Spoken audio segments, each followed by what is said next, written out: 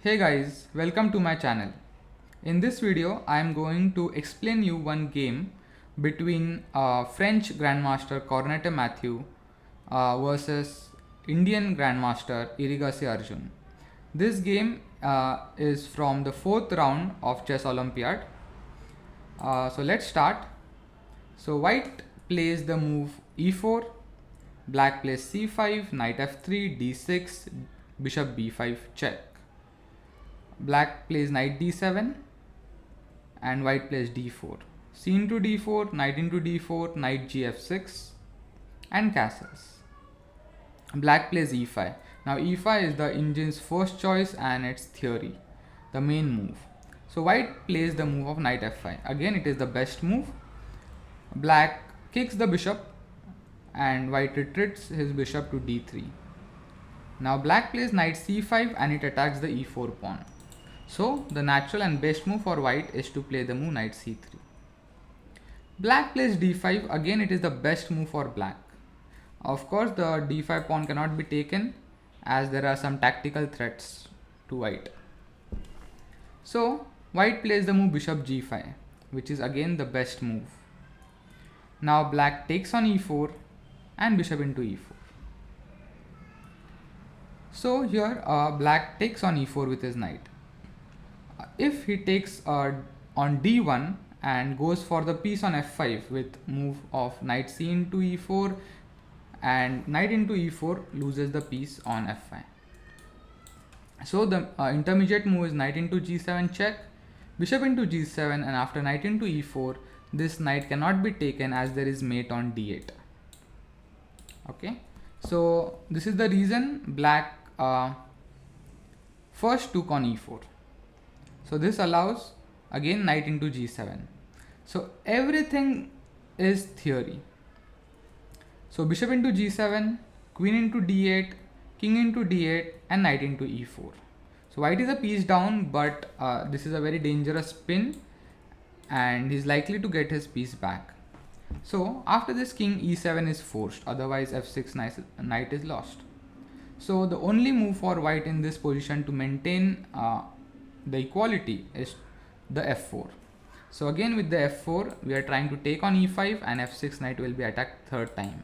So black's only move in this position is king e6, removes the pin and the knight here is under attack. So f5 check is forced and this forces black king to go back to e7 and again there is a pin, but the difference is the pawn is on f5 not on f4. So e5 is not hanging and rook cannot be activated on the f5. Again the best move for white is to play rook a d1. This is the only move. This is a prophylaxis against black's rook d8 idea, and also white is planning to play rook d5 and attack the e5 pawn. Now actually black has a very nice small plan here. I suggest you to pause the video and try to come up with that plan. So okay, black plays the move of a5. Now the idea of a5 is to bring the rook on a6 and support the f6 knight.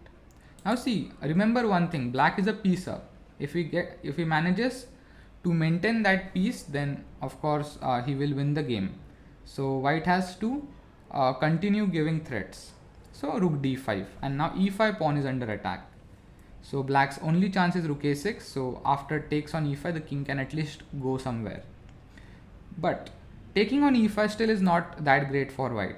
So for example, rook into e5, black can play king d7, rook d1 check, king c7, bishop f4 is the best move, and after knight into e4, rook into e4 check, king c6, and this position engine shows it is equal, but white has to find all the best moves in this position, which is not at all easy.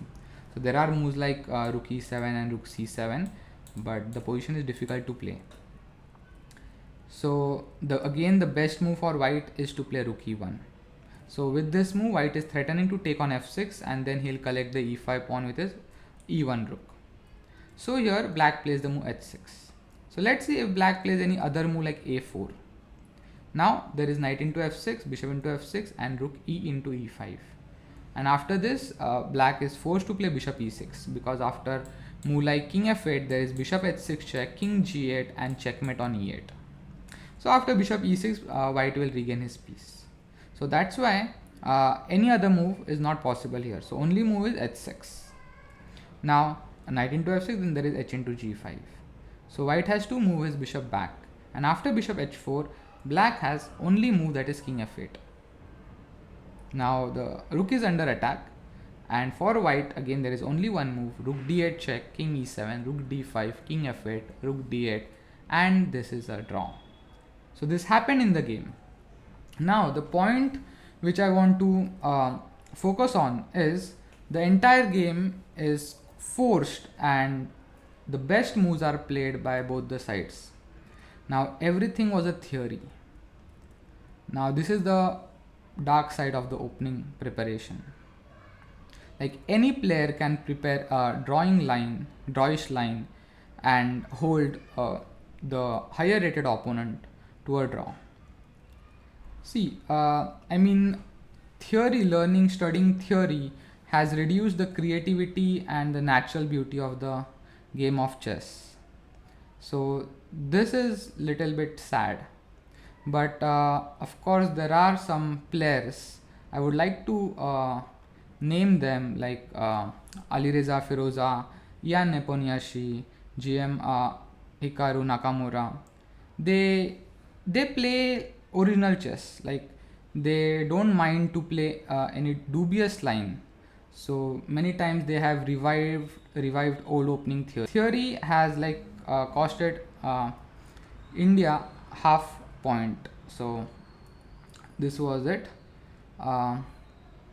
Okay, I hope you like this video. Thanks for watching.